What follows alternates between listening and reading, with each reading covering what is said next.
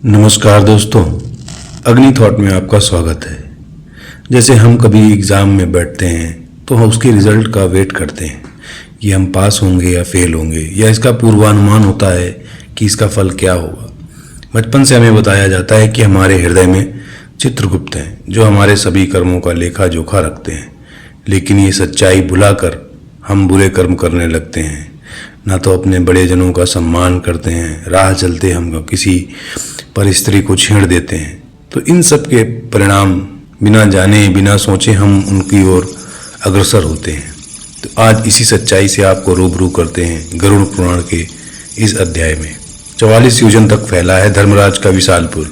वहाँ खड़े द्वारपाल प्राणी के शुभ अशुभ कर्मों का लेखा जोखा मांगते हैं।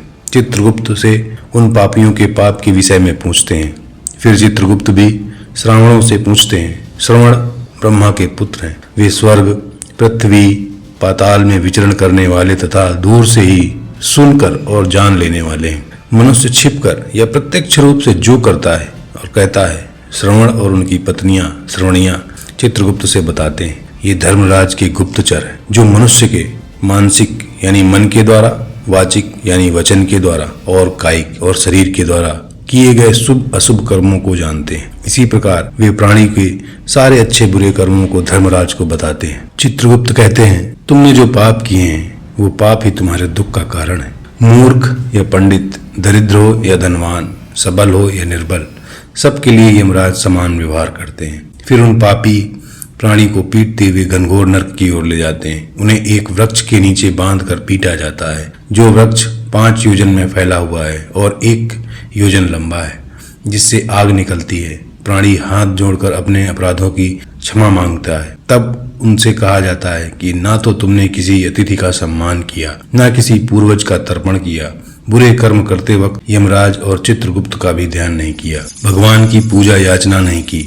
भोजन के समय गाय, कुत्ते, कौवे को जो भोग निकाला जाता है उसका भी आपने ध्यान नहीं किया, जिनसे तुम इन यातनाओं से बच सकते थे। संतों की सेवा नहीं की।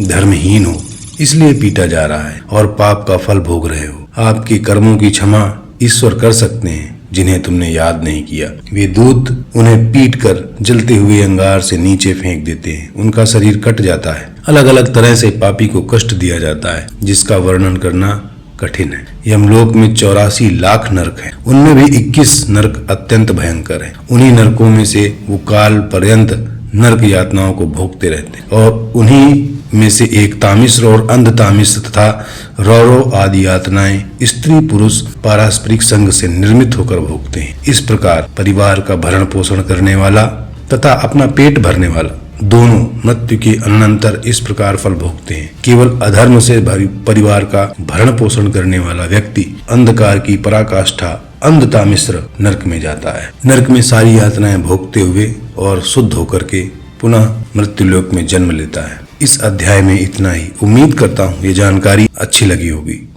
धन्यवाद।